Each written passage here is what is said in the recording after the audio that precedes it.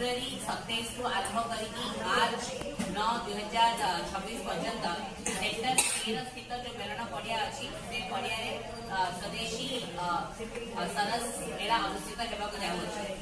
यही जातीय मेला आपने जानते नेशनल लेवल जो मेला होची स्थापत्य संस्कृति समस्त प्रतिच्छवि लोक मान देखा यहाँ विभिन्न स्वयं सहायक गोष्ठी एवं प्रोड्यूसर ग्रुप जो अच्छा भारत कोण अनुकूल से अंशग्रहण करेंगे।